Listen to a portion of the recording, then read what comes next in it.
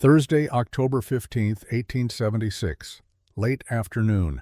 The Arizona sun burned without mercy across the flat expanse of cottonwood territory, turning the earth into waves of shimmering heat that rose and twisted in the distance like spirits dancing above their graves. Marcus Cole had been riding west for 3 days straight, stopping only long enough to water his horse and check his gear, because stopping too long invited questions, and questions led to attachments, and attachments had a way of costing more than they gave back. His purpose was simple and narrow. He carried supplies between 2 trading posts that preferred not to deal with towns, not to be known, and not to owe favors. He was paid to move quietly, arrive on time, and leave without stories following him.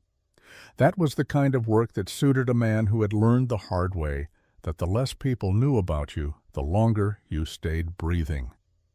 The afternoon light was sharp and unforgiving, washing color out of the land near the cottonwood flats, and Marcus kept his eyes forward, already calculating how far he could push before dusk made the trail less honest.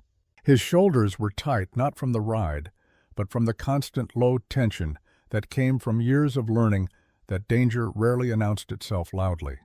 It came quiet, like a shadow stretching long before the sun went down. He rode alone, by choice. Men who stayed alone long enough learned to hear things others missed, and to trust the weight of their own decisions without needing approval or permission from anyone else. 3 years ago he had been a different man. 3 years ago he had believed in brotherhood and loyalty, forged through shared danger in the idea that good men standing together could make the world a little less cruel. Then he had made a decision in the heat of battle, a split-second choice that seemed right in the moment, but turned out to be catastrophically wrong. 5 men under his command had trusted him to lead them through an ambush. Only Marcus had walked away.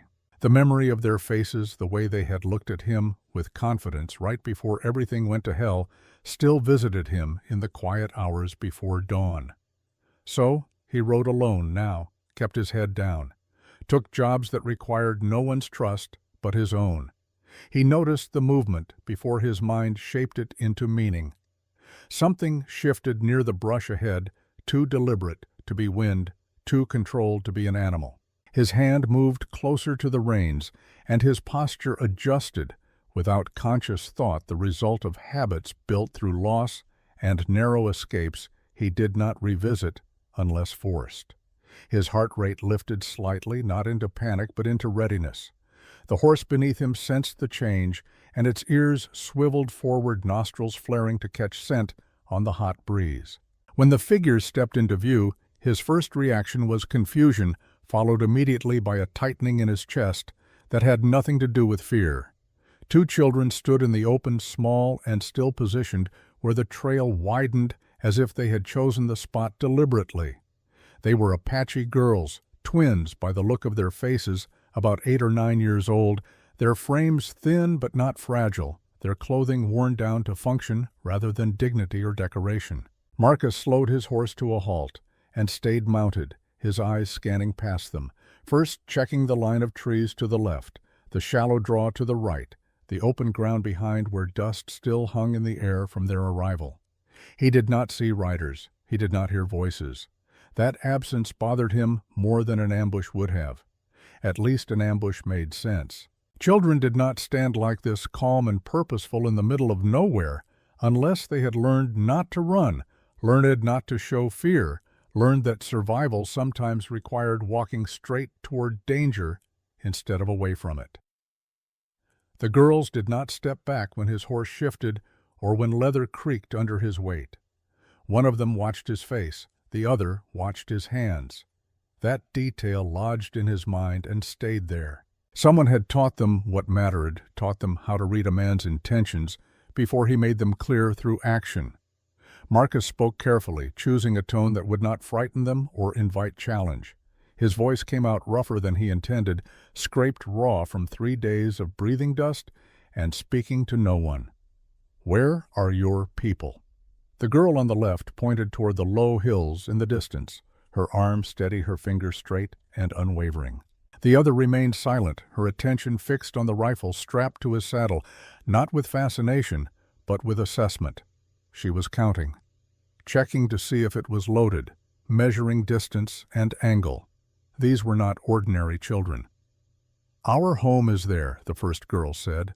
Her English was clean and practiced the words coming easily despite the accent that marked her heritage. She did not add, "please." She did not explain why they were here or what they wanted. She stated a fact and waited as if the rest should be obvious to anyone with sense. Marcus felt a brief flare of irritation, not at the girls but at the situation forcing itself onto his path. He had not planned to be involved in anything that required judgment beyond whether to push on or make camp. His route was set, his schedule tight. Getting tangled up in someone else's trouble was exactly the kind of mistake he had sworn off 3 years ago. Still, he dismounted slowly, making sure they could see each movement clearly, aware that sudden actions carried weight when fear lived close to the surface. His boots hit the dirt with a solid thud that seemed too loud in the empty landscape. He studied them again, noticing details that made his stomach settle into a heavier place. The uneven braids tied with mismatched cloth that suggested no mother's careful hand in weeks. The shallow scrapes on their knees that had healed without proper cleaning. The way neither one looked to the other for permission before speaking, as if they had already discussed this moment in detail and knew their roles. These were not children waiting to be rescued. These were children managing a problem, executing a plan they had worked out between themselves with whatever limited tools they possessed. Marcus weighed his options quickly. Riding away would be easy. Following them would not be. But leaving 2 young girls alone in this stretch of land 20 miles from the nearest town meant carrying that knowledge forward into whatever came next. And Marcus had learned that some things followed you whether you wanted them to or not. Guilt had a way of riding alongside a man long after the moment of choice had passed. "Lead," he said. They turned immediately, as if the outcome had already been decided in their minds long before he arrived. They walked ahead with measured steps, not hurrying, not hesitating, moving with the kind of efficiency that came from necessity rather than instruction. Marcus followed at a careful distance, his eyes tracking the ground for prints, the brush for movement, the angles of approach from higher ground. His mind ran through possibilities with the cold efficiency of someone who had survived too many surprises. At a trap, a misunderstanding, a camp he did not belong near. Raiders using children as bait. Desperate people doing desperate things. But alongside those darker thoughts was another quieter one, pressing in despite his effort to ignore it. Someone had taught these girls to trust action over words, to approach a stranger with clear purpose, to stand their ground without flinching. That kind of teaching came from love, from a parent who understood that the world was cruel and wanted their children equipped to survive it. The camp revealed itself slowly as they crested a shallow rise. It was small, restrained, and deliberately plain. Low shelters set close to the earth, built from brush and hide and salvaged wood. A fire kept tight and controlled, producing minimal smoke. Tools laid out with clear intention, each one placed where it could be reached quickly. Nothing decorative, nothing wasted, nothing that would catch the eye of someone passing through at a distance. This was a place designed to avoid attention and endure pressure, the kind of camp built by people who understood they could not afford to be noticed. A woman rose from beside the fire when they approached. She was Apache, early 30s, her posture straight, despite whatever weight she carried on narrow shoulders. Her face showed lines that came from responsibility rather than age. She did not reach for a weapon, but Marcus noticed the rifle leaning against a post within arm's reach, its barrel worn but clean, the stock wrapped with leather where the wood had cracked. She did not smile.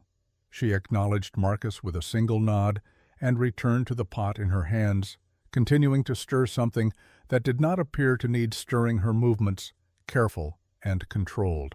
The girl stepped to her sides, close enough to touch her arms, and Marcus felt the shape of the situation settle into place like puzzle pieces finally finding their proper arrangement.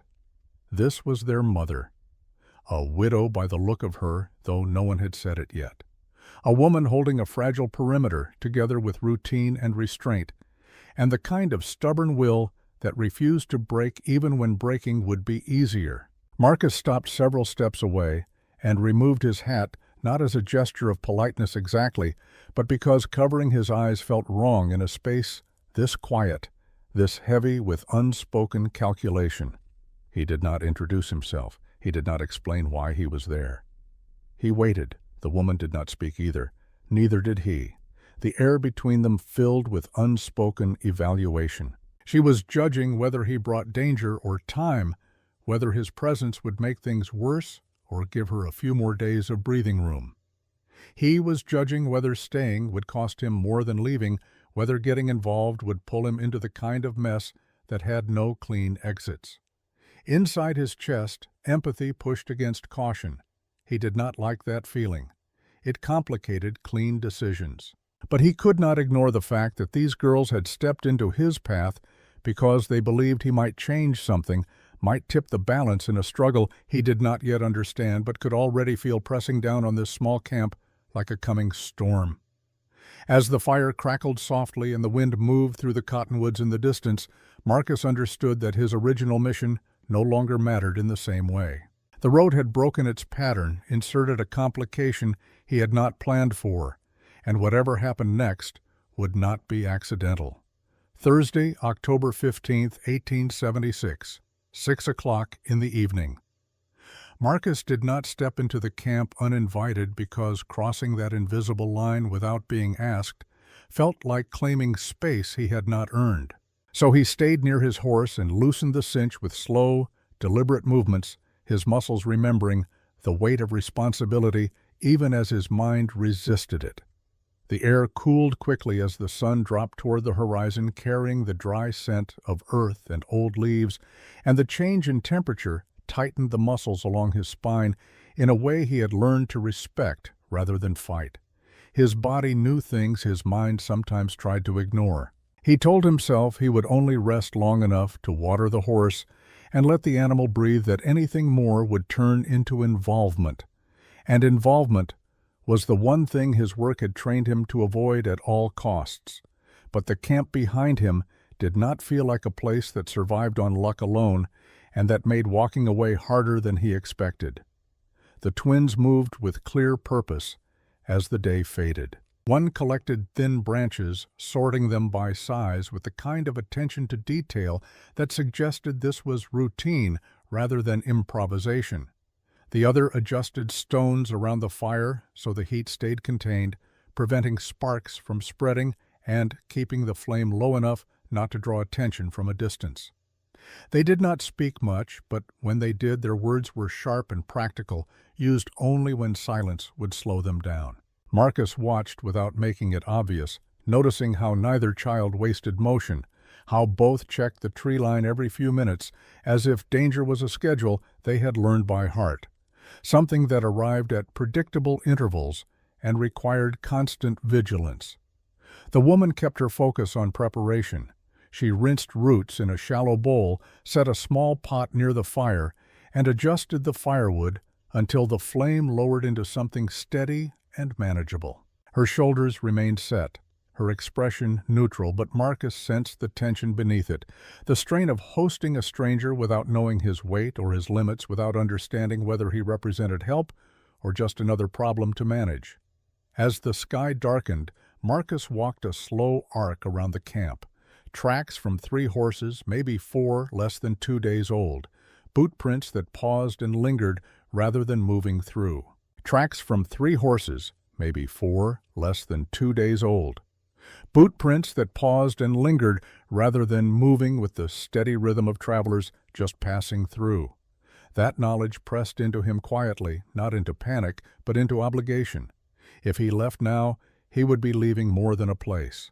He would be leaving people who had less than he did, who faced threats he could not fully see, but could already sense gathering like storm clouds on a distant horizon. When he returned to the camp's edge, one of the twins approached him holding a shallow wooden bowl filled with water, warmed just enough to take the edge off the cold evening air. She did not hold it out like a gift or an offering. She set it on a flat stone near his boots and looked up at him as if the matter were settled, as if his acceptance was not a question, but a foregone conclusion. "Drink," she said. Marcus hesitated for a fraction of a second, aware that accepting meant something here, meant crossing a threshold he could not uncross. Then he crouched and took the bowl, drinking slowly so they could see he did not waste it, that he understood the value of what was given. The girl watched his throat move as he swallowed, then nodded once and stepped back, satisfied that he had passed some test she had set without words. Her sister hovered nearby, silent but assessing, filing away details for reasons he could only guess. "You stay outside," the second girl said. It was not a question. "For now," Marcus replied, and he meant it honestly. As darkness settled fully over the camp, the woman finally addressed him without turning around, her voice carrying clearly in the still air. "You are not from a nearby camp." "No," Marcus said. "You are not a soldier." "No." She paused, considering the space between statements, weighing what she knew against what she needed to understand. Then she spoke again, her tone careful. "You can leave before morning." Marcus heard the warning beneath the permission. He understood it as a line drawn clearly, not cruelly, but firmly.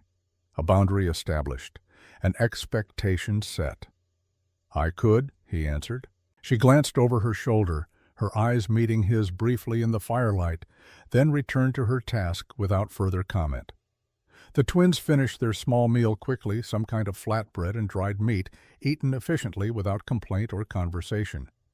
Then, instead of retreating to the shelter as he expected, they lingered near Marcus, drawn to his presence for reasons he could only guess at. One sat cross-legged close enough that her knee brushed his boot. The other leaned against a wooden post with arms folded, watching the dark, like she expected it to speak, like she had learned to read its moods and rhythms. Marcus rolled out his bedroll near his horse, placing it where he could see the camp without blocking any sight lines, and set his rifle within reach, angled so it did not threaten, but remained unmistakably present. He removed his coat and folded it carefully, the routine grounding him, reminding him of nights spent alone, where responsibility ended with his own survival. This night was different. He felt it in the way the twins tracked his movements, in the way the woman adjusted her position, so she always stayed between the shelter and the open ground, and in the way the firelight made the camp feel both fragile and defiant at the same time, like something worth protecting, even though protecting it would cost more than anyone should have to pay. As the wind shifted, carrying a sharper chill down from the higher elevations, Marcus made a decision he did not announce. He did not saddle his horse. He did not prepare to leave at first light. Instead, he settled into his bedroll and took the first watch without being asked, his eyes steady on the dark, his thoughts moving through risk and consequence, and the quiet pull of responsibility he had tried so hard to avoid for 3 long years. He told himself he was staying because the land was dangerous, because the signs were wrong, because 2 young girls should not learn that help always rode past them without stopping. But beneath those reasons was another truth he did not voice even to himself. For the first time in a long while, leaving felt heavier than staying, and that weight held him where he was, as the night deepened, and the camp fell into an uneasy, guarded sleep that never quite reached the depth of true rest. Friday, October 16th, 1876. Dawn. Marcus woke before the light reached the ground, not because of noise, but because his body had learned to surface early when unfamiliar land surrounded him. He lay still for several seconds, listening to the thin sounds of the camp breathing around him. The low shift of fabric inside the shelter, the soft crack of cooling embers, the distant scrape of a bird moving through dry branches. His horse stood calm, head lowered, reins slack. A good sign that nothing had come close during the night, that whatever threats existed out there had kept their distance for now. He sat up slowly and checked the sky, noting the thin gray line forming at the horizon that promised sunrise within the hour. With it came a quiet assessment that surprised him. He felt rested. Not fully, but enough to notice the difference. Staying alert through the night had not drained him the way it usually did. The responsibility had sharpened him instead of hollowing him out. That realization unsettled him more than exhaustion would have.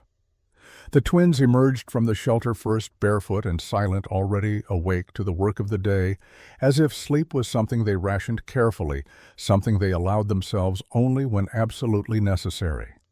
One carried a small bundle of kindling, nearly as long as her arm.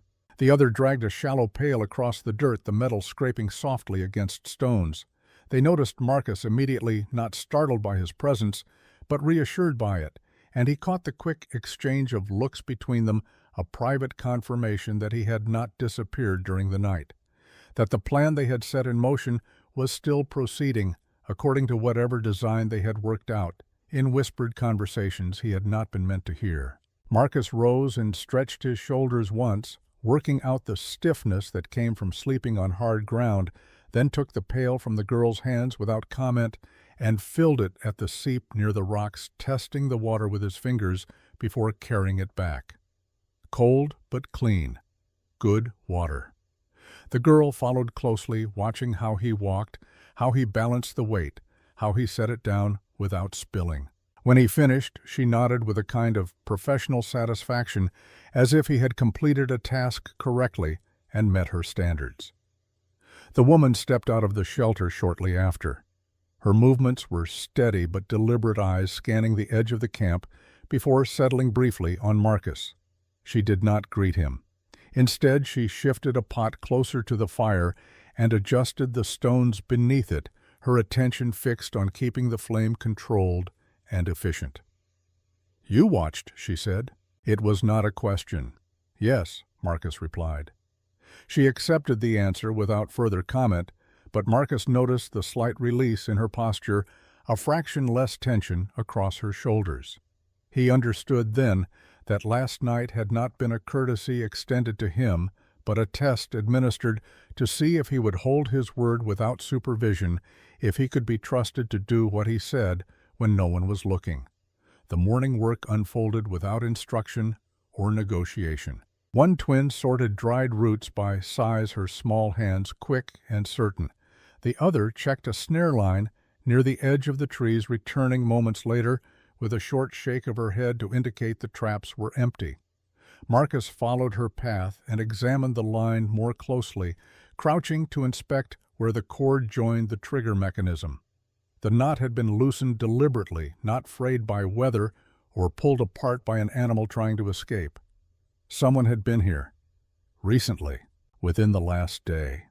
He felt a brief spike of anger, sharp and contained, then the familiar discipline that forced it back down into something useful rather than destructive.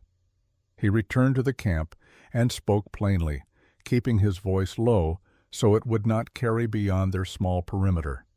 The snare line was disturbed, not by an animal. Someone loosened the knot. The woman paused with a strip of hide in her hands, her fingers tightening once before resuming their work. Her face remained carefully neutral. How recent? Since yesterday. She nodded slowly, absorbing the information without dramatics or panic, and shifted her stance so she faced the tree line more directly.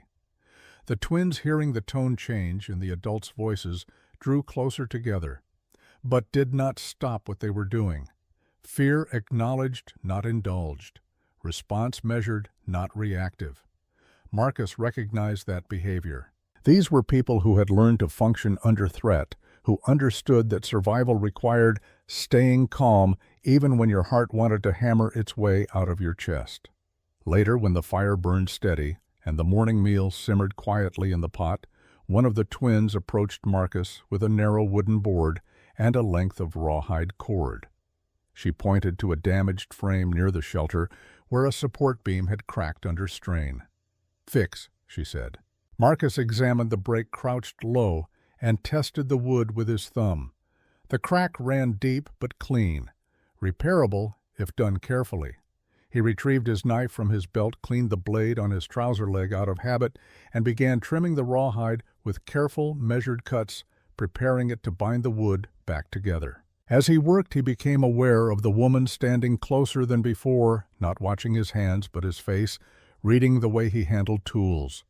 The patience in his movements, the lack of hurry or frustration when the cord slipped and had to be repositioned. When the binding needed to be held in place while he tightened the knot, she knelt without being asked and braced the frame with her palm, her grip firm, her arm steady. Their hands worked within inches of each other, sharing space without acknowledgement or awkwardness. Two people cooperating on a task that required coordination, but not conversation. Marcus noticed the scars along her forearm, then faint but deliberate, the kind earned through labor and resistance rather than accident. Marks from rope burns, from blade work, from a life that required physical strength and the willingness to use it. He did not comment. Some things were private, meant to be seen but not discussed. He tightened the final knot and tested the tension twice before sitting back to examine his work. The structure held. One of the twins placed a small piece of dried meat on a flat stone beside him. Not an offering or a gift. Compensation for work completed. An exchange between equals. Marcus took it, met her eyes briefly, and nodded his acceptance. As the sun climbed higher, burning away the last cool traces of night, Marcus walked the perimeter again, this time with clear intention rather than cautious reconnaissance. He memorized the terrain, noting the blind angles where someone could approach unseen, the places where sound carried poorly and might mask footsteps, the high ground that offered advantage to anyone willing to claim it first. He was already thinking ahead, not just to the next few hours, but to what it would take to make this place harder to approach without being detected, harder to attack without paying a price. That thought settled into him before he realized what it meant. He was planning for a future here. He was thinking like someone who intended to stay. When he returned, the woman was watching him openly, no longer pretending to be occupied with camp tasks. "You plan," she said. "I notice," he corrected gently. A faint pause followed a moment where something unspoken passed between them. Then she spoke again, her voice quieter. Not many men notice without wanting something in return. Marcus met her gaze evenly, letting the silence stretch just long enough to give his words weight. "I want quiet." That answer stayed between them longer than the others, hanging in the air like smoke from the fire, drifting but not dissipating. As midday approached and the heat pressed down with renewed intensity, the twins resumed their tasks with a kind of renewed ease, and Marcus became aware that he was no longer a variable to be managed, no longer an unknown quantity requiring constant monitoring. He was being accounted for, factored into their daily calculations, assigned a role he had not asked for but somehow accepted through his actions rather than his words. He did not know yet whether that was a place he intended to keep, but the decision was no longer abstract or theoretical.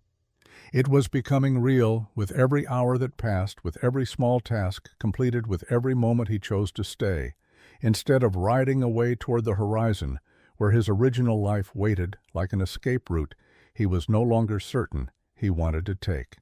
Friday, October 16th, 1876, 3 o'clock in the afternoon. The heat settled in with the kind of persistence that made patience a necessary skill rather than a virtue. Marcus felt it in the way sweat gathered along his spine as he checked the leather straps on his saddle, and in the way his thoughts stayed tight and controlled, unwilling to wander into territory that could not be acted upon with clear purpose. He had planned to leave by now, had told himself this morning that one night was enough, that he had done his part by watching over them through the dangerous hours.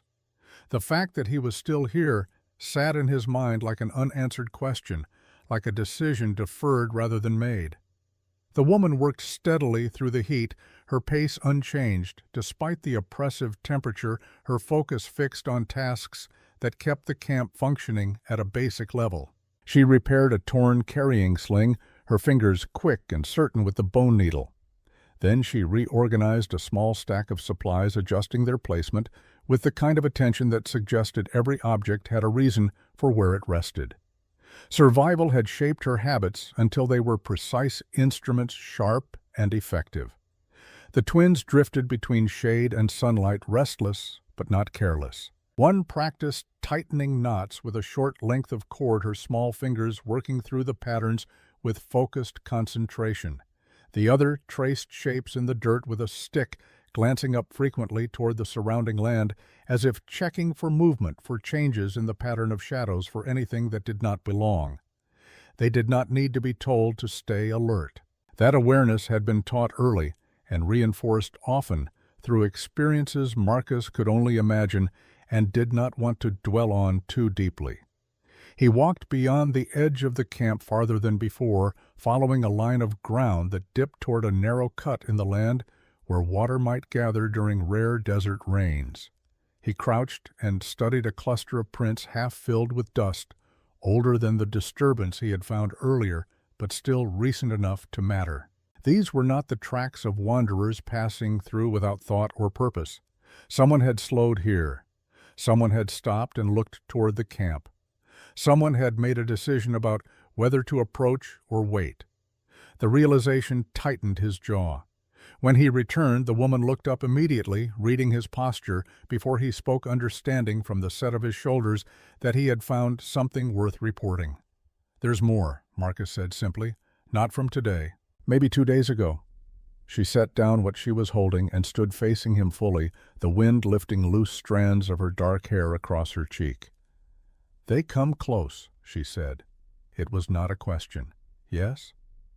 She absorbed the answer with a controlled breath, her chest rising and falling once before she spoke again, her voice lower now, not for secrecy, but because saying it out loud made the danger more concrete, harder to dismiss as paranoia or imagination. "They came before you arrived." Marcus nodded once. The timeline mattered more than he had initially understood. He saw now why the girls had stepped onto the trail so deliberately, why they had positioned themselves where a traveler could not avoid seeing them. This had not been chance or desperation without plan.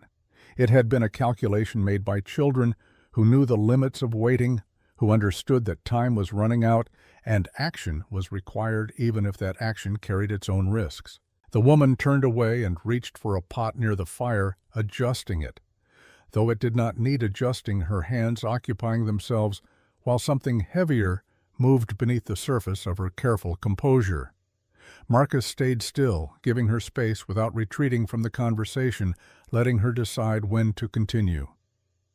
"My husband did not die here," she said. The words landed with weight precisely because of how plainly they were delivered, without embellishment or plea for sympathy. Marcus did not interrupt. He understood that she needed to say this at her own pace, in her own way. He was taken with others. They said it was temporary. They said they would return him when the road was clear, when the danger had passed. She paused, her shoulders drawing tight for a moment before releasing. He did not return. Marcus felt a familiar pressure in his chest. Not grief of his own, but recognition of a pattern he had seen before in different forms. Promises framed as necessity. Absence justified by distance and circumstance. Words used to soften actions that could not be softened, only endured. He kept his voice steady, respectful of what she was sharing. How long ago? 2 winters. The twins had gone quiet without being told, without any visible signal from their mother.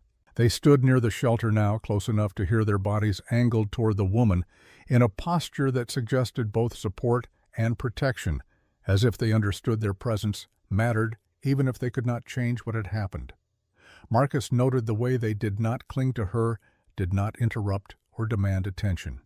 They had learned that some truths needed room to breathe, needed to be spoken without interference. The woman finally faced him again, her dark eyes meeting his with a directness that refused to look away or soften what she was saying. "Since then we move when we must. We stay when we can. We survive." Marcus weighed his response carefully. Sympathy offered too easily could sound like pity, could diminish, rather than acknowledge what she had endured. He chose honesty instead, simple and direct. "This place is watched." She nodded, unsurprised by his confirmation of what she already knew. "Yes," he continued, keeping his tone matter of fact rather than alarming. Not constantly, but regularly enough. They're waiting for something, a moment of weakness, a mistake, an opportunity. Silence stretched between them, filled by the dry rasp of wind through the tall grass that grew in scattered patches around the camp's perimeter. Marcus felt the decision forming before he could name it clearly. Leaving now would not erase the knowledge he carried. Staying longer would change the nature of his involvement from temporary observer to active participant. Neither option felt clean or simple. As the light began to soften toward evening, one of the twins approached and sat near Marcus's knee, close enough to feel his presence, but not touching, maintaining a careful distance that suggested respect more than fear. Her sister followed moments later, mirroring the position on his other side. They did not look at him. They looked outward toward the land sharing his line of sight, as if it were the most natural thing in the world, as if adults and children always sat together this way, scanning for danger in companionable silence. Marcus lowered himself to sit on a flat stone, accepting their proximity without comment or question. He realized then that they had already adjusted their understanding of him. He was no longer an unknown quantity requiring constant evaluation. He was being placed into their daily awareness, assigned a function in their small ecosystem, even if that function had not been explicitly named or negotiated. The woman watched the three of them for a long moment, her expression unreadable, weighing something Marcus could not quite identify. Then she spoke quietly, offering him one final exit if he wanted to take it. "You do not have to stay." Marcus met her gaze across the space between them, across all the unspoken complications that staying would create. "I know." The fire crackled softly as evening approached and the camp shifted into its next rhythm. No decisions were declared, no promises were made. But something had been acknowledged that could not be taken back or dismissed as temporary. This was no longer a pause along the road. It was a threshold crossed, a commitment forming whether he named it aloud or not. And for the first time since he had chosen a life defined by distance and isolation, since he had decided that keeping people at arm's length was the only way to prevent the kind of loss that broke men beyond repair, Marcus did not immediately move away from the weight of that realization. The decision was not final, not yet, but it was forming, taking shape like storm clouds gathering on a distant horizon, inevitable and approaching whether he was ready for it or not.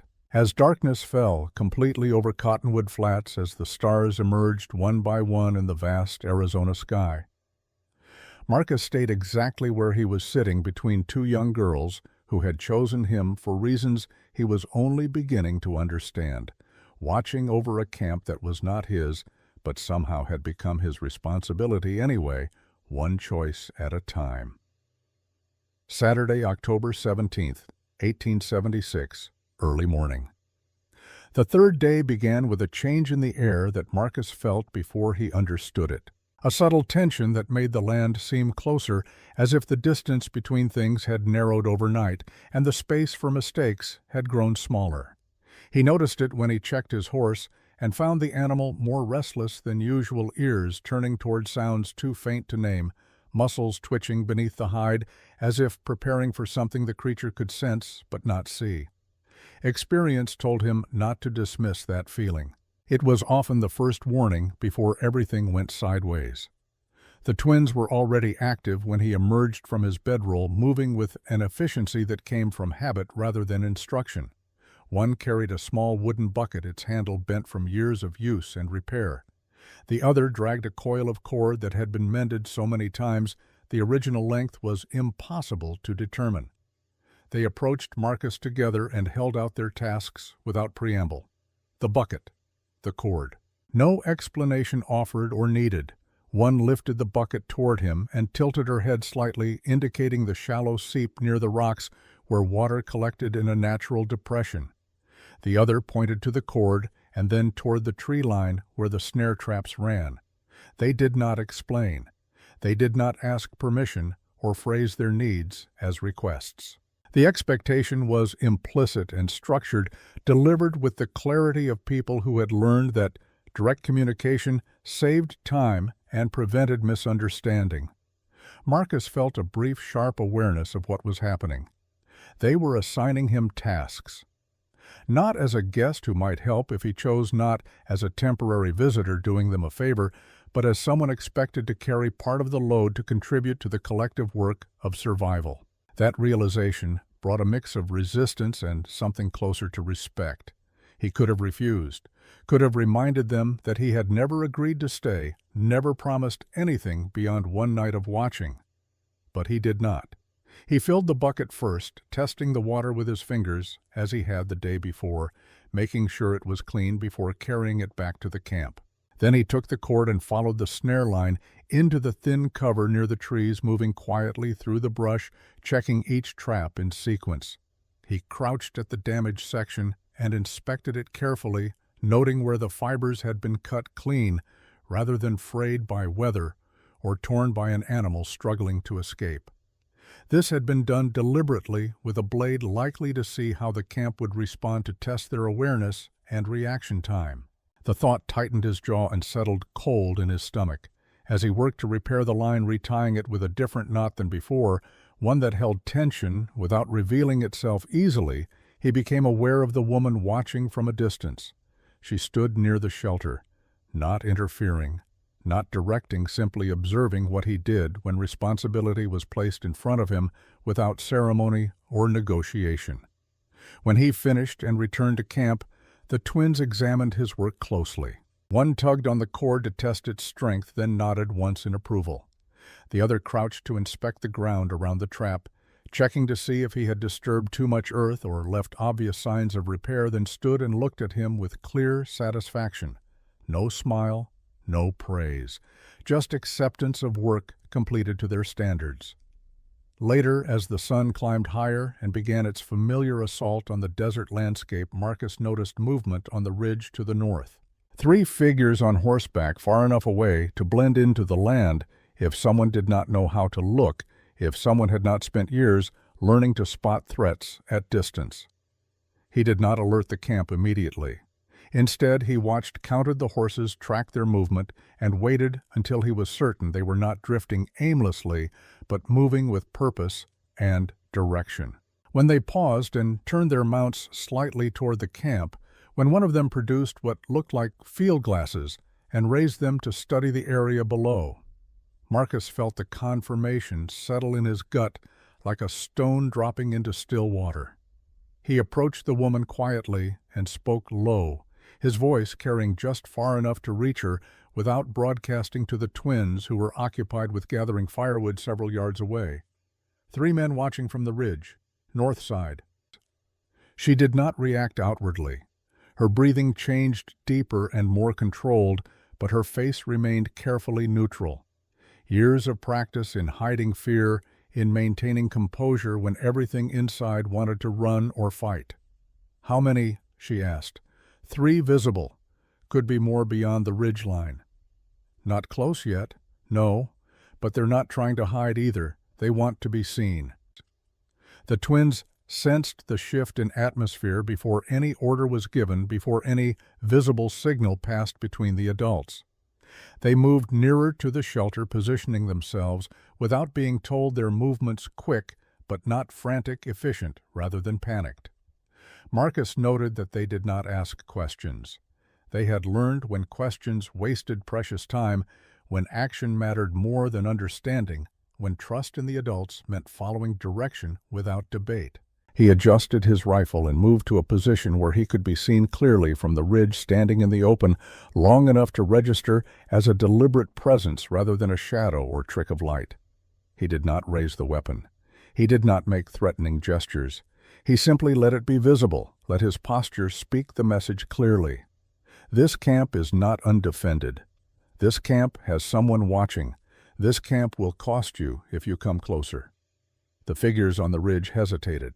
Marcus could not see their faces at this distance, could not read their expressions or hear their conversation, but he could see the change in their body language, the way they leaned toward each other in consultation, the way their horses shifted as reins were pulled. He held his ground, counting slow breaths, aware of his pulse, but not ruled by it. He thought briefly of leaving, of how simple it would be to mount his horse and ride away before this situation escalated into something he could not control. Let the land swallow whatever followed. Let these people handle their own problems. But the idea felt hollow, now disconnected from the reality of two young girls who had placed their trust in him, disconnected from the woman who had shared her story, even though sharing cost her something, disconnected from the camp that had somehow become his responsibility through a series of small choices that added up to something larger than their individual parts. After several long minutes that felt like hours, the riders turned away, their interest apparently satisfied or redirected, and disappeared into the uneven folds of the land beyond the ridge. Marcus did not move until he was certain they were gone, until the dust had settled and the birds had resumed their normal patterns of flight and call. Only then did he lower his guard and return to where the woman stood with both girls now pressed close against her sides. One of the twins stepped forward and placed a small tool into his hand, a worn stone scraper smoothed by years of use, the kind of implement passed down through generations because it worked and worked well. The gesture stopped him cold. He understood then that this was not gratitude exactly. It was trust. It was acceptance. It was the girls telling him in the only way they knew how that they believed he would stay, that they were investing in him as part of their small constellation of survival. The woman watched the exchange and spoke quietly, her voice carrying a question she needed answered honestly. "They believe you will stay." Marcus looked down at the tool in his palm, feeling its weight, feeling the responsibility it represented. He looked back at her and chose his words carefully. "I am still here." She nodded once, accepting the truth as it was without pressing for more, without demanding promises he might not be able to keep. As the afternoon wore on and the heat pressed down with renewed intensity, Marcus realized that the children's simple logic had already shifted the shape of his role. By giving him work, by placing tools in his hands, the twins had woven him into their survival. He was no longer visitor, but participant. And as he sat near the fire later that evening, adjusting the stone scraper and thinking through the camp's weak points and possible defenses, he understood that this was exactly what they had intended all along. Saturday, October 17th, 1876, 10 o'clock in the morning. Marcus spent the late morning hours conducting a more thorough survey of the land surrounding the camp, moving in widening circles, reading the terrain with the practiced eye of someone who had survived by understanding ground better than the men trying to kill him. He found the cave entrance almost by accident, a narrow opening partially concealed by brush and fallen rock about a quarter-mile from the camp. The kind of feature that could be walked past a dozen times without notice unless you were specifically looking for places where the land folded in on itself and created hidden spaces.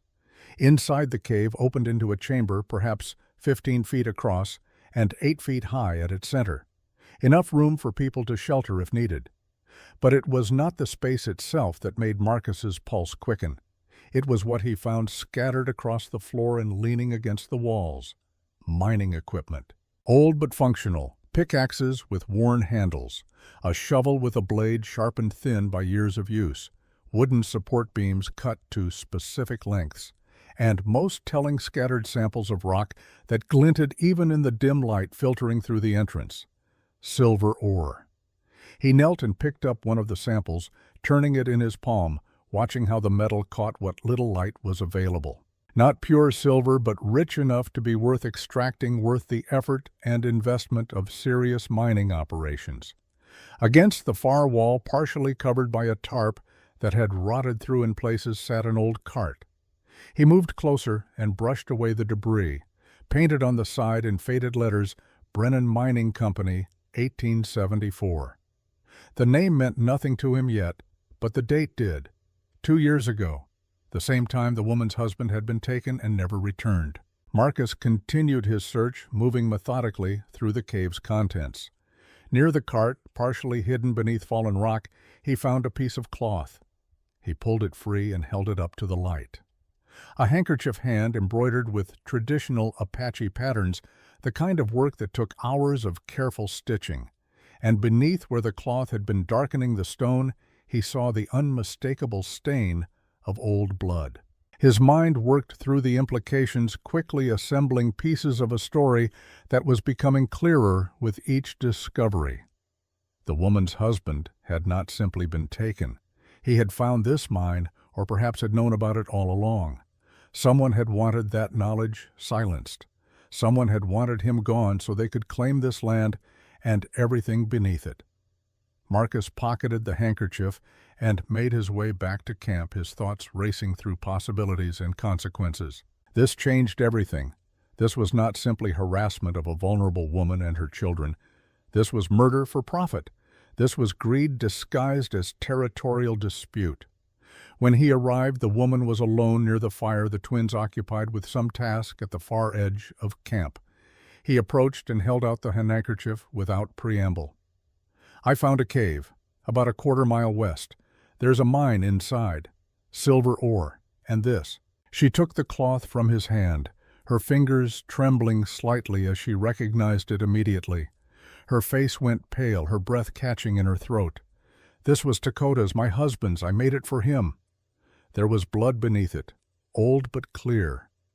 She closed her eyes, the handkerchief pressed against her chest, as if she could draw some last trace of the man through the fabric. When she opened them again, there were no tears, only a terrible clarity, the kind that comes when suspicion transforms into confirmed truth. "You know what this means," Marcus said gently. "Yes, they killed him, for the mine, for the land. The cart inside has a name painted on it, Brennan Mining Company. You know that name?" Her expression hardened, shifting from grief to something colder and more focused. "Silas Brennan. He owns half the territory, or claims to. Arrived 5 years ago with money and hired men. Bought up land, pushed people out, built an empire on other people's suffering. He's the one who's been watching this camp. Yes, he came here 3 months ago, offered to buy the land for almost nothing. When I refused, he said I had until winter to reconsider. Said it would be difficult for a woman alone to survive the cold months. Said accidents happen to people who are isolated and vulnerable."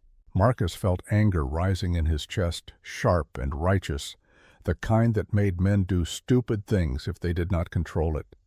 He forced it down into something useful. "He wants the mine. That is why he cannot let you stay. That is why your husband died." She nodded slowly, the handkerchief still clutched tight in her hands. Dakota must have found it, must have refused to tell Brennan where it was or how rich it was, so they killed him and have been waiting for me to leave ever since. The twins had noticed the adults talking and were moving closer now, sensing that something important was being discussed. Marcus saw the questions forming on their faces, saw the way they looked at their mother holding the handkerchief, saw them making connections even though they did not yet understand all the details. Later that evening, as the sun dropped low and painted the desert in shades of copper and gold, Marcus sat apart from the camp, his back against a rock, thinking through options and outcomes. The twins found him there as he somehow knew they would. They sat on either side without asking permission, simply settling into place as if they had done this 100 times before. For a long while, none of them spoke. They watched the light fade and the shadows lengthen, watched the first stars appear in the darkening sky. Finally, the more talkative twin, the one he had started thinking of as the planner, spoke. "You found something today, something that made Mother sad." Marcus considered lying, considered softening the truth, but these children had lived through enough to deserve honesty. "I found where your father died. I found proof that he was killed, not taken." The girl absorbed this without crying, without any visible change in her expression. Her sister, the quieter one, reached across and took her hand. "We knew," the quiet one said softly. "We knew he was not coming back, but Mother hoped. She needed to hope." "Hope is not foolish," Marcus said. "Hope keeps people alive when nothing else will." "Will you help us?" the planner asked. "Will you help Mother keep the land? Keep us safe?" Marcus looked at her, at the fierce determination in such a young face, at the intelligence and calculation working behind those dark eyes. "What makes you think I can help? Because you stayed. Because you did not ride past when we stood in the road. Because you are good." The simplicity of her logic cut through all his complicated reasoning, all his careful defenses. He had stayed, he had made that choice. And that choice had already defined him in their eyes, had already committed him to a path whether he acknowledged it fully or not. "Your father," he said slowly. "Do you remember him?" "Yes," the quiet twin said. "He was strong. He was kind. He taught us to be brave." "Then I will try to honor his memory by protecting what he left behind."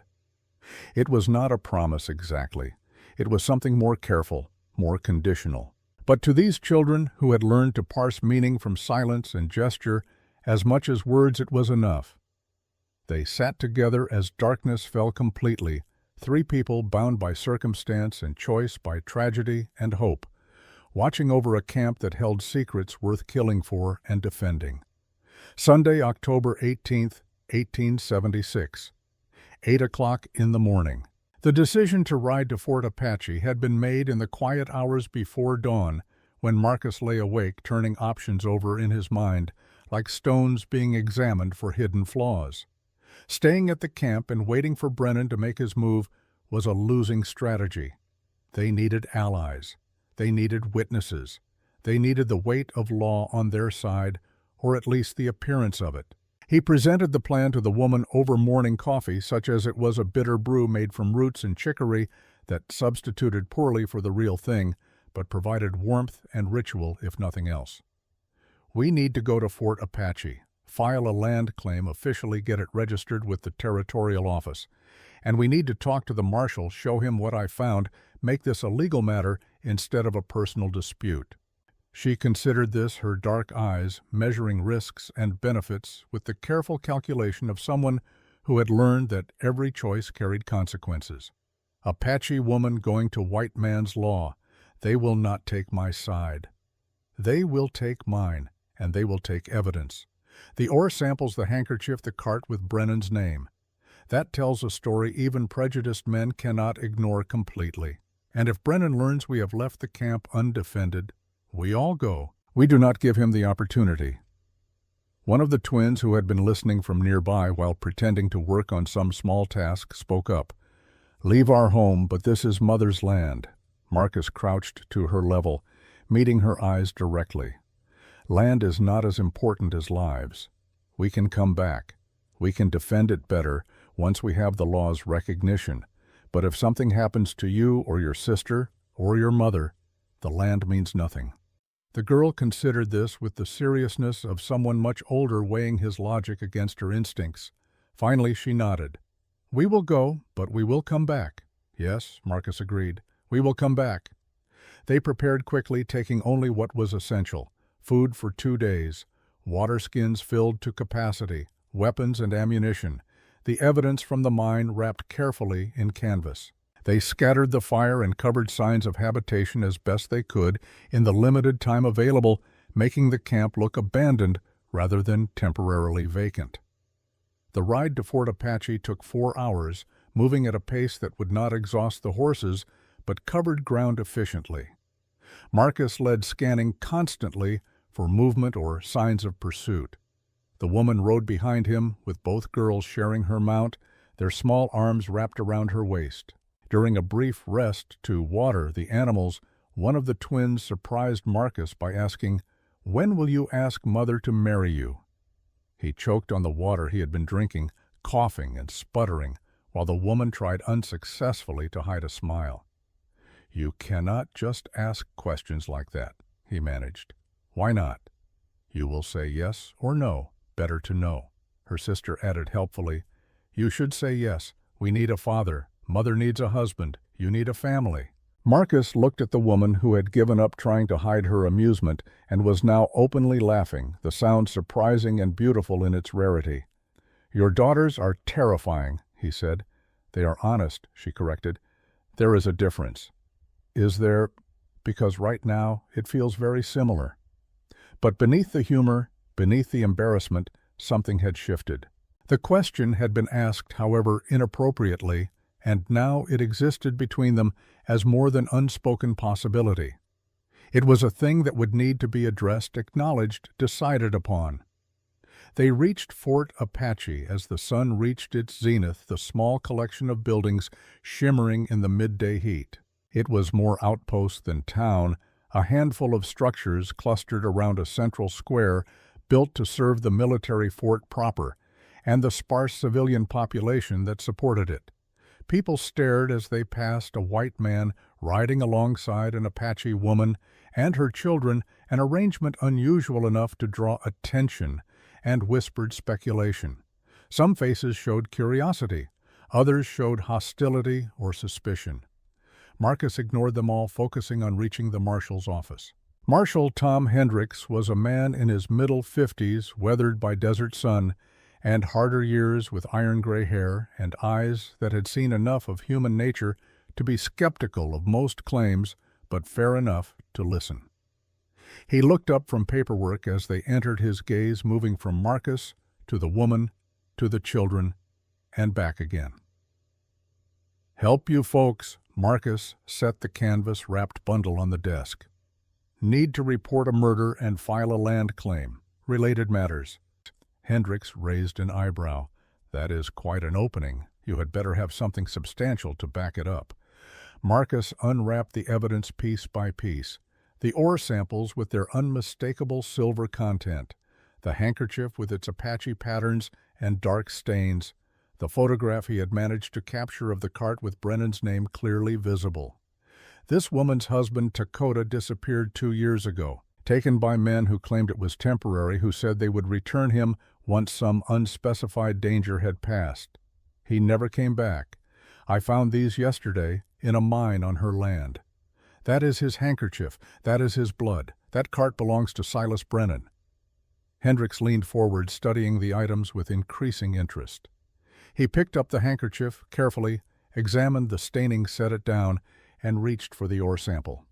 "Brennan, I have suspected that man of various crimes for 2 years, but never had enough evidence to move against him. He is careful, wealthy, has lawyers and influence." "Now you have evidence," Marcus said flatly. "I have a handkerchief with old blood that could be anyone's ore samples that prove a mine exists, but not who has rights to it, and a photograph of a cart. This is not nothing, but it is not enough to arrest a man of Brennan's standing." The woman spoke for the first time since entering the office, her voice quiet but firm. "What must we do?" "Wait until he kills us, as he killed my husband." Hendricks sighed, and in that sound was frustration with a system that protected the powerful more than the vulnerable, with laws that required standards of proof that poor people could rarely meet. "No. What you need to do is establish legal claim to the land before Brennan can contest it. If you have registered ownership, he cannot force you off without revealing his motives, and that might give us leverage to investigate further to pressure him into making a mistake." "How do we register the claim?" Marcus asked. "2 witnesses, filing fee of $50, and clear description of the boundaries. I can serve as one witness if you can find another citizen willing to stand for you." $50. Marcus had perhaps 30 on him. The woman certainly had nothing close to that amount. They exchanged a glance, the problem clear between them. The door opened behind them, and a woman entered carrying a basket of supplies. She was perhaps 50 years old, with gray hair pulled back severely, and a face that suggested both kindness and steel beneath it. "Marshal, I have brought those supplies you requested," she began, then noticed the group standing before the desk. Her eyes moved over them, taking in details with quick assessment. "Forgive me, I did not mean to interrupt." "Sarah, actually, you might be exactly who we need," Hendricks said. "This family needs a second witness for a land claim and a small financial loan. You are known as a fair woman. Would you consider it Sarah Mitchell, proprietor of the general store, and a widow herself, for the past decade stepped closer and examined the people before her with the same careful attention she gave to evaluating goods for her shelves?" "Tell me the circumstances," she said simply. Marcus explained, watching her face as he laid out the evidence the history, the danger they faced. She listened without interruption, her expression growing more set with each detail. When he finished, she was quiet for a long moment. Then she spoke. "I will serve as witness, and I will pay the filing fee." The woman started to protest, but Sarah cut her off with a gesture. "Brennan threatened my husband before he died, tried to force him to sell our store for a fraction of its value. He has been a poison in this territory for too long. If standing with you costs him even a small piece of his power, I consider it money well spent." "I will repay you," the woman said quietly. "When you can. I am in no hurry." Brennan, however, should be in a hurry to reconsider his actions before more people decide to stand against him. The paperwork was completed, quickly witnessed, and filed officially with the Territorial Land Office. The woman's claim to her land was now registered and legal protected by laws that even Brennan would find difficult to circumvent directly. As they left the marshal's office, the twins walking ahead with renewed energy born from hope, Marcus felt the first small victory settling into place. They were not helpless anymore. They were not isolated and vulnerable. They had allies now, and documentation, and the beginnings of a case that might actually hold weight. But he also knew this would force Brennan's hand. Men like him did not accept defeat gracefully. They escalated. They retaliated. The battle was just beginning, and the next moves would be critical. Sunday, October 18, 1876, 4 o'clock in the afternoon. They found rooms at a modest boarding house run by a Chinese woman who asked no questions and charged fair rates. Mrs. Chen showed them to 2 adjacent rooms with a connecting door, understanding without being told that these people needed both privacy and proximity, both separation and security. And the twins explored their room with the excitement of children who rarely experienced anything beyond the basic necessities of camp life. Real beds with actual mattresses, a window with glass, a basin for washing. Small luxuries that Marcus took for granted, but that seemed magical to girls who had known only hard ground and constant vigilance. As evening fell, they gathered in the women's room to share a simple meal purchased from Mrs. Chen's kitchen, stew with actual vegetables and bread that was only 1 day old. The twins ate with focused intensity, savoring every bite. Marcus sat near the window positioned, so he could see the street below, old habits asserting themselves even in this relatively safe environment.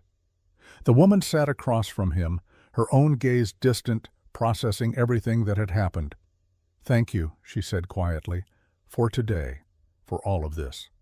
We are not finished yet." "No, but we are no longer powerless. That is something." One of the twins looked up from her food, her expression serious. "The man, Brennan, he will be angry now," Marcus nodded, respecting her intelligence enough to be honest. "Yes, he will. That is why we need to be careful." "Will he come tonight?" the other twin asked. "I do not know, but we will be ready if he does." They finished eating in contemplative silence, each person absorbed in their own thoughts, their own calculations about what tomorrow might bring. Eventually, the twins' exhaustion caught up with them, and they settled into bed still wearing their clothes, unwilling or unable to feel completely safe even here. The woman walked to the connecting door, paused there. "I should let you rest." "Wait," Marcus said. He stood and moved closer, keeping his voice low so the girls could not hear. "Earlier today, your daughters asked me a question. About intentions, about the future." She met his eyes, a faint smile playing at the corners of her mouth. "They have plans. Children often do." "Yes, but I want you to know those plans are not unwelcome. I just need time. Need to finish this with Brennan first. Need to know we are all safe before I can think clearly about anything else." Her expression softened, something shifting behind her careful defenses. "You are a good man, Marcus Cole, a patient man. When this is over, we will talk about many things." She reached out and touched his hand briefly, a connection that lasted only seconds, but carried weight far beyond its duration. Then she stepped through the doorway and closed the door softly behind her. Marcus returned to his position by the window, watching the street below as darkness settled over Fort Apache, as lamps were lit in windows, and the town prepared for night. Somewhere out there, Brennan was learning that his plans had been disrupted, his power challenged, his secrets exposed. Tomorrow would bring consequences. Marcus just had to make sure they were ready to face them. Monday, October 19th, 1876, 2 o'clock in the morning. The sound of breaking glass shattered the fragile peace of sleep like a gunshot in church. Marcus was moving before his conscious mind fully registered the danger rolling from his bed, with his Colt already in hand, years of military training overriding the brief confusion of waking in an unfamiliar place.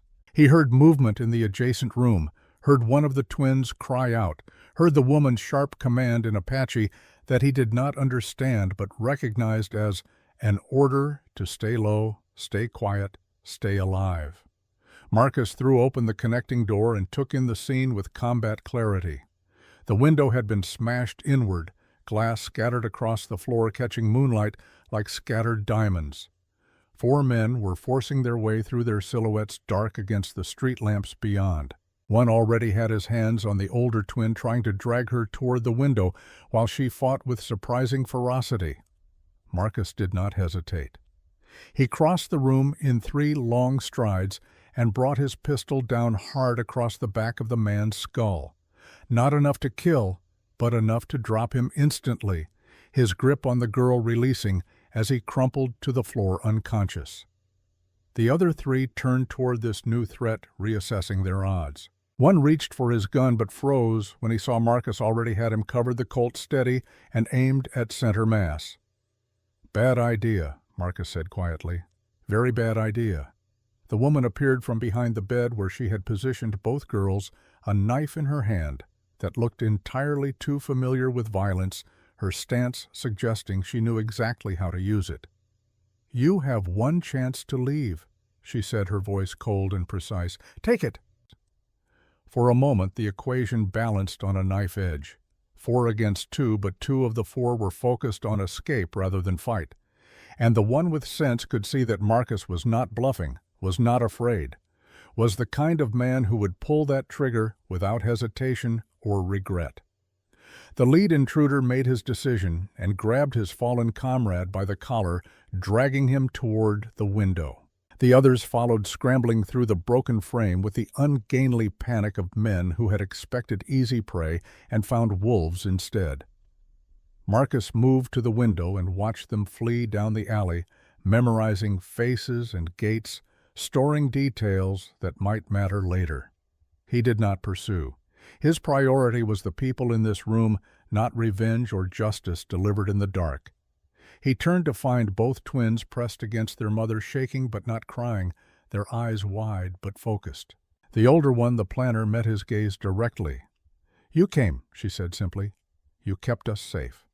"That is my job now," Marcus heard himself say, and realized as the words left his mouth that he meant them completely, that something fundamental had shifted in the past few days, and there was no going back to who he had been before 2 girls stepped onto a dusty trail and changed everything.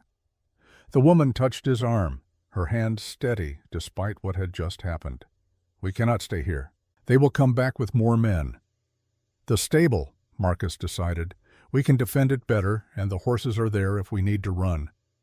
They gathered their few belongings, quickly moving with practiced efficiency born from lives spent always ready to flee. Mrs. Chen appeared in the hallway, her face creased with concern and anger, already sweeping up the glass with the pragmatic acceptance of someone who had seen trouble before. "No charge for room," she said firmly. "You go. Be safe." They moved through the dark streets of Fort Apache like ghosts, keeping to shadows, avoiding the main thoroughfares. The stable was a sturdy structure at the edge of town, built to withstand weather and time with thick walls, and a hayloft that provided both elevation and cover. Marcus positioned them in the loft-arranged hay bales to create a defensive perimeter, checked sight lines to all approaches. His mind worked through tactical problems with the cold efficiency of someone who had done this before, who had learned through blood and loss how to keep people alive when violence came calling. The twins settled into the hay without complaint, their resilience both heartbreaking and inspiring. The woman checked them over carefully, looking for injuries, for cuts from the glass, for signs of trauma that might need immediate attention. "We are well," the older twin assured her. "Scared but well. Being scared is wise," Marcus said from his position near the loft entrance. "Fear keeps you alert. It is when you stop being afraid that you make mistakes." The younger twin looked at him with those two old eyes. "Were you afraid just now, when the men came?" "Yes, terrified. But I did not let fear control my actions. There is a difference." "Father used to say that," the girl said quietly. "He said brave is not the absence of fear. Brave is action despite fear." "Your father was correct." They settled into an uneasy watch, taking turns trying to rest while others kept vigil. Marcus found himself on guard duty with the woman during the darkest hours before dawn, sitting close enough to speak quietly without waking the girls. "This was Brennan," she said. It was not a question. Yes, the filing scared him, made him desperate. Desperate men do stupid things, like sending men to kidnap children in the middle of the night. Exactly like that.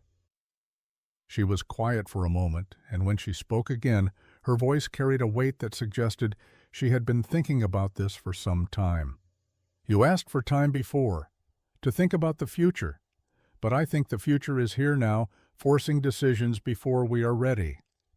Marcus turned to look at her profile in the dim light filtering through the stable slats.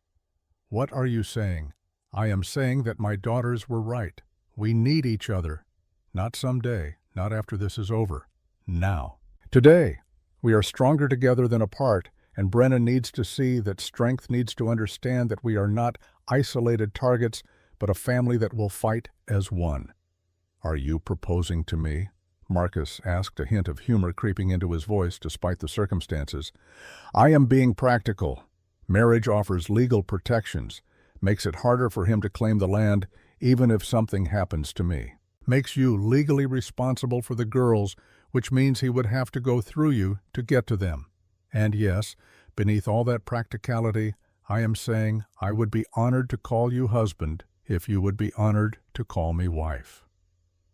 Marcus felt something unlock in his chest, some final resistance crumbling under the combined weight of necessity and desire, of logic and emotion, finally aligned in the same direction. Then yes. "When the sun rises, we find the Reverend and we make it official. Not perfect, not romantic, but real and legal and binding." She reached across the space between them and took his hand, her fingers interlacing with his, and they sat that way in the darkness, two people who had found each other through chaos and choice, making silent promises that would soon be spoken aloud. Monday, October 19th, 1876, 9 o'clock in the morning. Reverend Samuel Hayes was a man who had seen enough of frontier life to understand that God's work did not always follow neat schedules or proper decorum. When Marcus and the woman appeared at his door with two young girls in tow, explaining their need for an immediate marriage ceremony, he asked only 3 questions. "Do you both enter this freely?" "Yes," they answered together. "Do you understand the commitment you are making?" "Yes." "Are you prepared to face whatever comes as one family rather than separate individuals?" "Yes." "Then let us begin." The ceremony was simple and swift, held in the small church with its rough wooden pews and cross fashioned from desert ironwood. Sarah Mitchell served as witness along with Marshall Hendricks, who had been summoned and arrived with his hat in his hands and a solemn expression that suggested he understood the gravity beneath the haste. Hayes spoke the traditional words with quiet dignity, adapting them slightly to honor the woman's Apache heritage, weaving in references to earth and sky, to the bond between people who choose to walk the same path through whatever landscape life presents. "Do you, Marcus Cole, take this woman as your wife to stand beside her in all things to protect and honor her as equal partner in this life?" "I do." "But do you, Ayanna, take this man as your husband to stand beside him in all things, to share burdens and joys as equal partner in this life? I do. The rings were simple bands of silver that Sarah had provided from her store, refusing payment, insisting they were a gift and would not be debated. Marcus slid the ring onto Ayanna's finger with hands that trembled slightly, not from fear, but from the magnitude of what this moment meant, what it changed, what it promised. When Hayes pronounced them married and gave permission for the sealing kiss, Marcus leaned forward and touched his lips to Ayanna's with a tenderness that carried all the words he did not know how to say. She returned it with equal gentleness, and for just a moment the danger and urgency fell away, and there was only this connection, this choice, this beginning.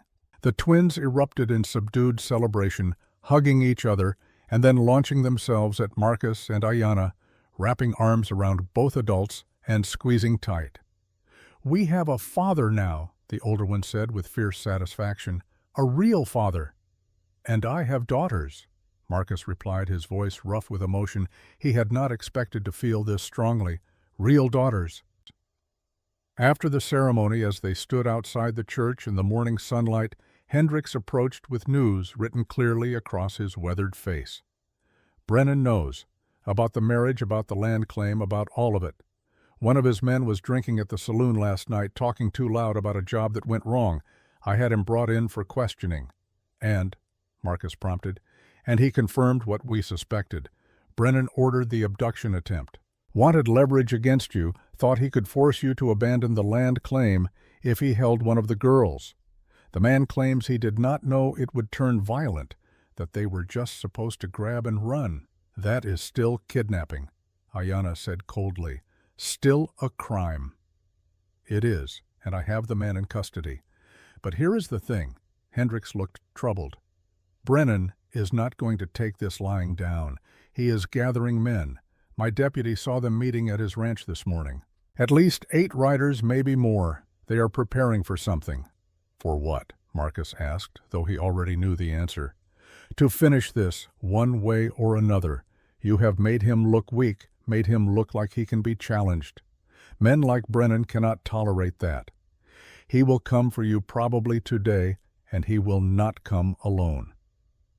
Sarah Mitchell, who had been listening quietly, spoke up with surprising steel in her voice. "Then it is time the decent people of this territory stood together. Brennan has terrorized us individually for too long.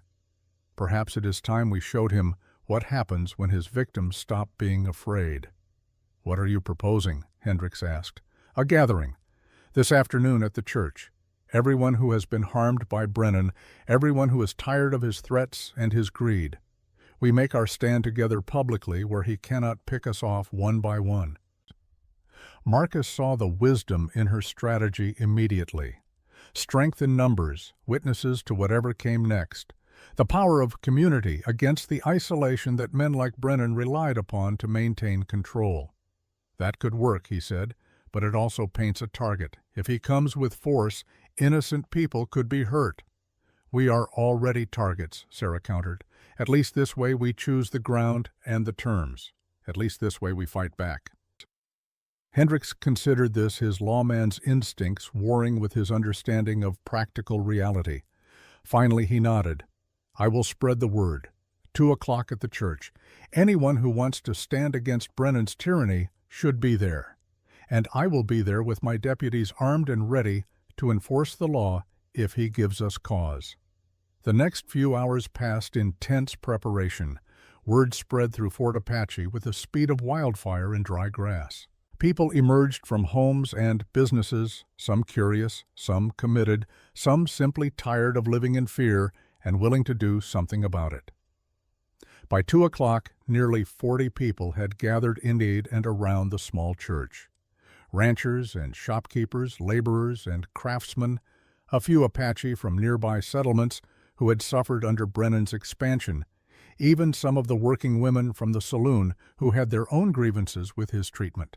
Sarah Mitchell stood at the front and spoke with clear, carrying voice. "We are here because one man has made himself a plague upon this territory. Silas Brennan has stolen land, intimidated honest people, and by evidence now available, has committed murder to protect his illegal claims. Today we say enough. Today we stand witness to the truth. Today we support this family's legal right to their land and demand that justice be served. One by one, people came forward to share their stories. The rancher, whose water rights Brennan had stolen through legal manipulation. The merchant, who had been forced to sell goods at a loss under threat of violence. The Apache elder, whose grandson had disappeared after refusing to reveal the location of traditional hunting grounds. Each testimony added weight to the scales, building a case that went far beyond one family's struggle and revealed a pattern of systematic abuse. Ayanna stood and spoke last, her voice steady despite the emotion beneath it. 2 years ago, my husband Takota was taken by Brennan's men. They said it was temporary, that he would return. He never did. I have spent these years believing he abandoned us, that he chose to leave rather than stay and fight. But the truth is darker. Brennan killed him for refusing to give up land that held silver, for standing in the way of greed. My husband died protecting what was ours, what should belong to our daughters.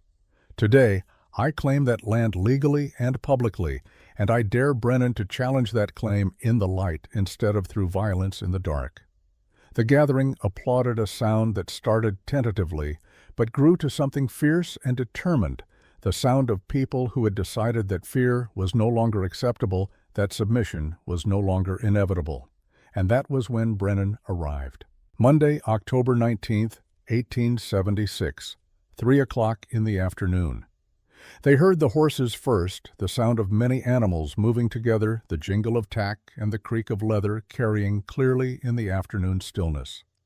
The crowd inside the church grew quiet tension, replacing the brief surge of courage reality, asserting itself in the form of armed men who answered to a man with no conscience and fewer scruples. Marcus moved to the door, positioning himself where he could see but present a clear target if it came to shooting. He counted quickly. Brennan rode at the front on a black stallion that probably cost more than most people in Fort Apache earned in a year. Behind him, 8 men spread in a loose formation, all armed, all looking comfortable with violence. But it was Brennan himself who commanded attention. He was a man in his mid-40s, lean and weathered, with iron-gray hair and cold blue eyes that measured everything in terms of profit and loss, advantage and weakness. He wore a long black coat despite the heat, and his right hand rested casually near the pistol at his hip, a gesture both relaxed and threatening. He reined in his horse about 20 yards from the church and surveyed the gathered crowd with an expression that managed to convey both amusement and contempt. "Well," he said, his voice carrying easily across the distance, "quite the congregation you have assembled. I had no idea so many people cared so deeply about land rights and legal procedures." Hendricks stepped out beside Marcus, his marshal's badge catching sunlight, his own hand near his weapon. "Brennan, you are not welcome here. These people are exercising their legal right to assemble and petition for justice." Justice. Brennan tasted the word like something bitter. An interesting concept. "Tell me, Marshal, where was justice when this Apache woman squatted on land that rightfully belongs to those willing to develop it properly? Where was justice when her husband stole from my mining operation and died in the process?" "Her husband was murdered," Ayanna called out, stepping forward, despite Marcus's instinct to keep her back, to keep her protected. "Murdered by your men on your orders because he would not give you what you wanted." Brennan's eyes focused on her with the intensity of a predator identifying prey. "You have no proof of that. You have speculation and grief and a widow's desperation to blame someone for her circumstances." Marcus spoke then, his voice hard and flat. "We have the cart with your company name. We have the location of the illegal mine on her land. We have a witness who has confessed to participating in the abduction attempt last night on your orders. We have enough proof to see you hanged, Brennan." For the first time, something flickered in Brennan's expression. Not fear exactly, but calculation, reassessment, the recognition that this situation was more complicated than he had anticipated. You have nothing that will stand up in any court that matters, nothing that will convince a judge to side with an Indian against a citizen of means and reputation. Perhaps not, Sarah Mitchell called out, stepping forward to stand beside Ayanna in a gesture of solidarity that carried more power than words. But we have the truth, and we have witnesses, and we have the will to keep fighting until that truth is heard. You may have money and lawyers, but we have numbers and righteousness. Brennan's jaw tightened, his hand moving closer to his pistol. Righteousness does not stop bullets. Neither does arrogance, Marcus replied evenly. You are outnumbered, Brennan. Look around. 40 people here, all watching, all ready to testify about what happens next. You draw that gun, you give the order to your men to fire, and even if you kill some of us, you will hang for it. The territorial governor will not be able to ignore mass murder witnessed by this many people. And Brennan glanced at his men, seeing uncertainty in some of their faces, seeing the odds calculating in their minds, seeing that the easy intimidation they had expected was not materializing the way it should. One of his riders, a younger man with a scar across his left cheek, spoke up. Boss, this is not what we signed on for. This is too public. Too many witnesses. Another nodded agreement. I will ride for the ranch. I will fight for the brand. But I will not commit murder in front of half a town for any amount of money. One by one, 6 of the 8 riders wheeled their horses and departed, leaving Brennan with only his most loyal enforcer, a hard-faced man with dead eyes that suggested he had stopped caring about consequences long ago. Brennan sat his horse in silence for a long moment, rage and calculation fighting for dominance. Finally, he spoke with forced calm. This is not over. The land claim can be challenged. Your marriage can be investigated for legitimacy. I have resources and time and patience. I will win because I always win. Then let us make it official, Hendricks said. If you believe you have legal standing, challenge the claim in territorial court. File your objections through proper channels. Stop hiding behind threats and hired thugs and face this in the light of law. Brennan's smile was cold and sharp. Oh, I will. And when I have exhausted every legal avenue and still find myself opposed by naive fools who do not understand how the world truly works, then we will revisit this conversation under different circumstances. He turned his horse and departed, his remaining man following the threat, hanging in the air long after the sound of hoofbeats faded into distance. The crowd exhaled collectively, tension releasing like a drawn bowstring finally allowed to rest. But Marcus felt no relief. This was not victory. This was postponement, escalation delayed, but not prevented. Hendricks seemed to share his concern. He will be back. Maybe not today, maybe not tomorrow, but he will be back. Men like that do not accept defeat. Then we will be ready, Marcus said, and next time we make sure it ends permanently and legally. Tuesday, October 20th, 1876, morning. The night passed without incident, but without rest. Either everyone too keyed up to properly sleep, too aware of threats that could materialize at any moment. When dawn finally broke, Marcus found himself exhausted but clear-headed, his mind already working through next steps and necessary preparations. Hendricks arrived at the boarding house where they had returned after the confrontation, bringing news that changed the complexion of everything. Brennan fled, left his ranch sometime in the night with his last remaining man. My deputies found the place abandoned, except for a few hands who claimed ignorance of everything. They are searching now for evidence of crimes, and they found something interesting in his office. What? Marcus asked. Records. Detailed records of every illegal transaction, every bribe paid, every threat made. The man was meticulous to the point of self-incrimination. He documented everything probably as leverage against people who might turn on him. But those documents are now evidence that will put him away for decades if we can catch him.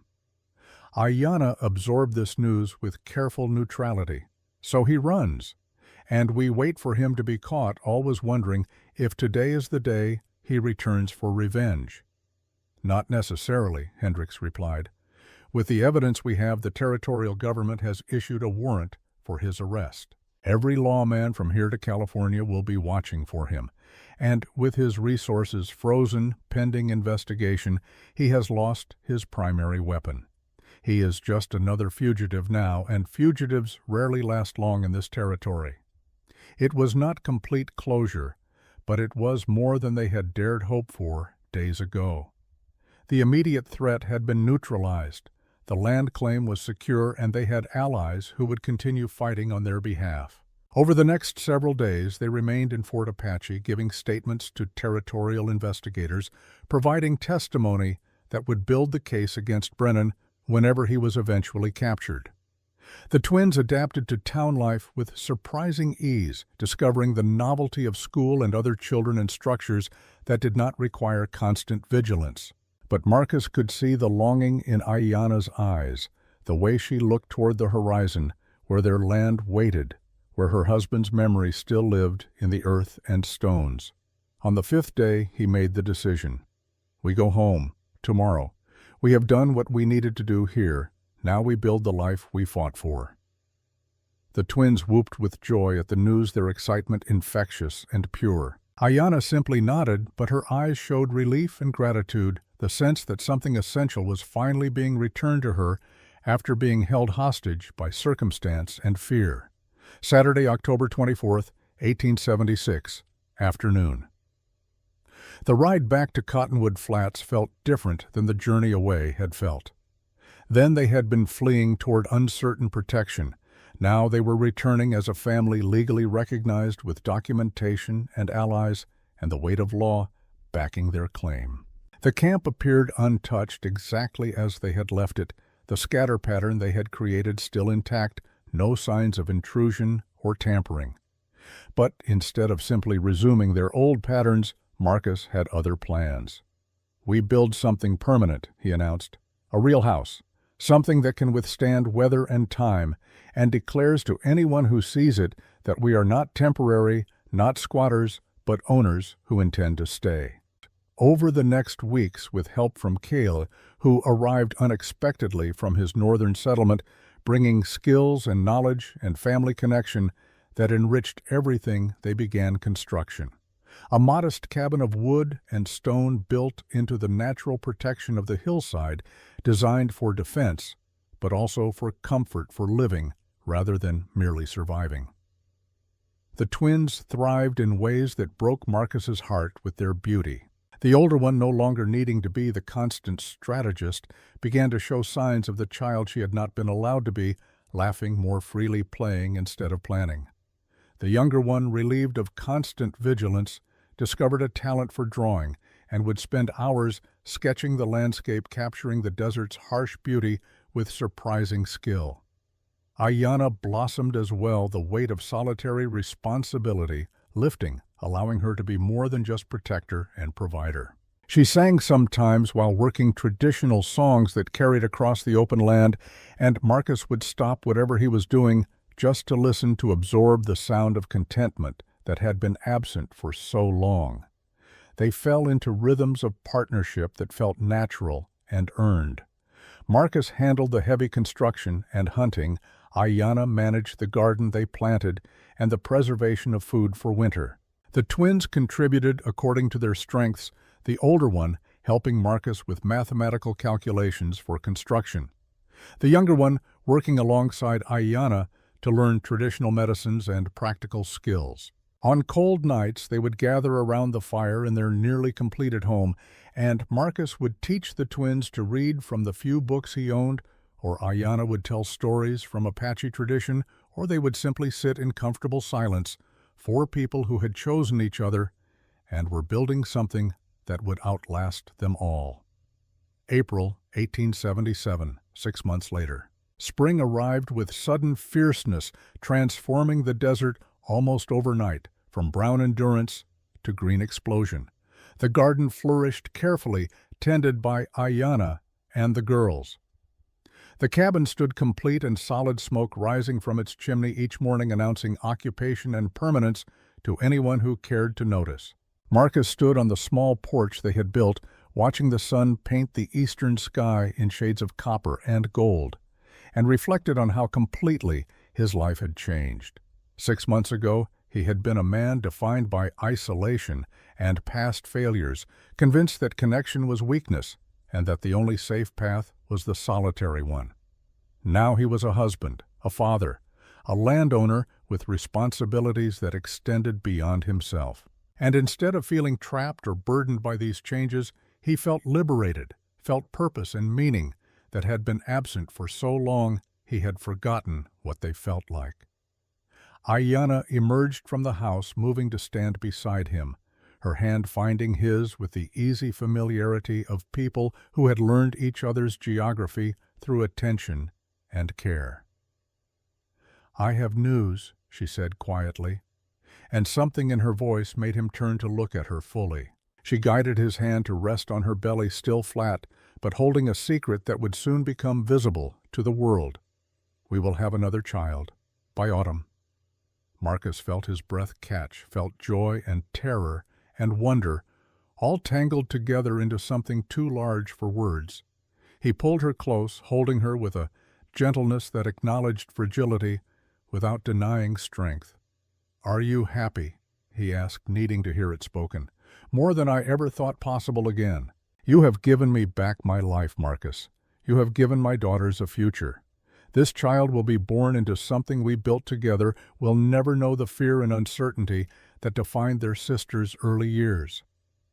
From inside the house, they heard the twins arguing good-naturedly about something trivial, their voices carrying the comfortable discord of siblings who knew they were safe enough to disagree, secure enough to fight, without fear of real consequences. Keel appeared from around the side of the house, carrying wood for the day's work. He had decided to stay to build his own cabin nearby, to be part of this small community they were creating. The bond between them had deepened through shared labor and mutual respect, and Marcus had come to think of him not just as Ayanna's brother by marriage, but as true family in his own right. "The fence posts are ready to set," Keel called. "If we start now, we can finish the north boundary before the heat becomes unbearable." Marcus nodded acknowledgment, but did not move immediately, savoring this moment of stillness before the day's demands took over. Ayanna squeezed his hand once and released it, moving back inside to start breakfast preparations. The twins emerged shortly after, drawn by the smell of cooking and the irresistible pull of morning routine. The older one, who Marcus had learned to call Kaya, came to stand beside him, mimicking his posture in the unconscious way children absorb the mannerisms of adults they admire. "What are you thinking about?" she asked. "About how much can change in a short time, about how choices we make in moments become the foundation of years. Do you regret it, stopping when we asked you to?" Marcus looked down at her serious face, at the intelligence and strength that would serve her well in whatever life she chose to build. "Not for one single second. You and your sister saved me as much as I saved you, maybe more." She smiled, a rare, full expression of joy that transformed her face into something luminous. "We chose well then, both of us." The younger twin, Najoni, joined them on the porch, carrying a cup of coffee she had prepared for Marcus with the careful precision she brought to everything. He accepted it with thanks, struck as always by how naturally these girls had folded him into their lives, how seamlessly they had adjusted from loss to new beginning. As the sun climbed higher and the day's work called them all away from reflection and into action, Marcus took one last moment to look across the land they now owned legally and defended successfully across the garden, taking root, and the structures rising from stone and timber across the visible evidence of everything they had built together from chaos and choice. In the distance, he could see Sarah Mitchell's wagon approaching her weekly visit to bring supplies and news from Fort Apache. Behind her, 2 more families followed, people who had been inspired by their stand against Brennan and had decided to settle nearby to build their own futures in the shadow of their example. A community was forming here, drawn by the simple power of people who refused to be victims, who stood together when standing alone meant defeat. It was not the life Marcus had planned. It was infinitely better. He went inside, where Ayanna was dishing out breakfast, where Kaya was setting the table with focused attention to symmetry. where Nijoni was sneaking scraps to the dog they had acquired from a traveler passing through. Normal morning chaos, ordinary family rhythms, the kind of simple domestic scene he had never imagined for himself. And yet here it was, real and earned, and his to protect and nurture and build upon for however many years the future granted them. Epilogue, 4 decades later.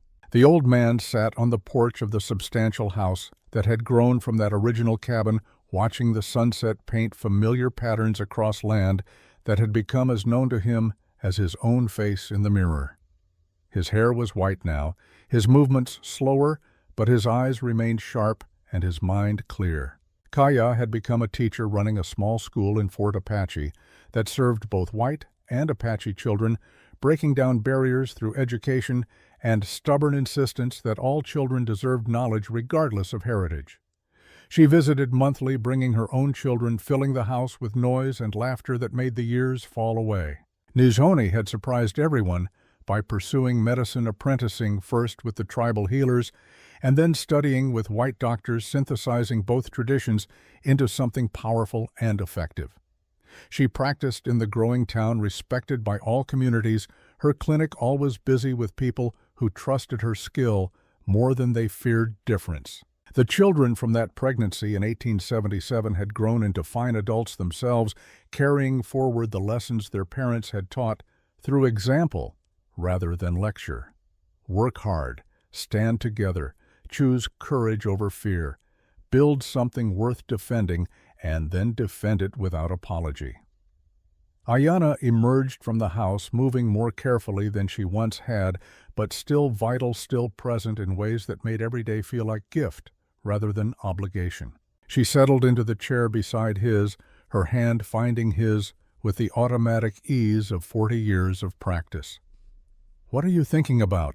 She asked the same question Kaya had posed so long ago on a different morning in a different life. About the day 2 girls stepped onto a trail and changed everything. About how close I came to riding past, to staying isolated and alone, to missing all of this. But you did not ride past, you stopped, you chose. We all chose. That is what made it work. Not one person's decision, but many small choices that added up to something larger than any of us alone.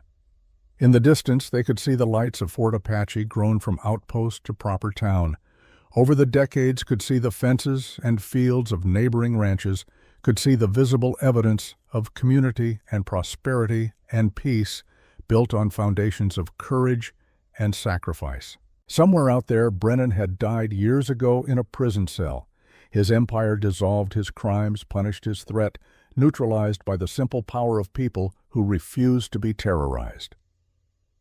The news of his death had brought no satisfaction, just quiet acknowledgement that justice, however delayed, had finally been served. Marcus reached across and took Ayanna's hand, feeling the familiar texture of her palm, the strength still present despite time's inevitable softening. "No regrets?" he asked. "Not one. You, only that I did not find you sooner, that we did not have even more years together. We have had enough, more than enough. We built something that will outlast us, that will continue through our children and their children. That is more than most people can say." As darkness settled completely, and the first stars emerged in the vast Arizona sky, as the desert cooled and the night sounds began their familiar chorus, Marcus understood with absolute clarity that every choice, every risk, every moment of courage or fear or doubt had led to this moment, to this life, to this family. And it had been worth it. Every single second had been worth it. The end.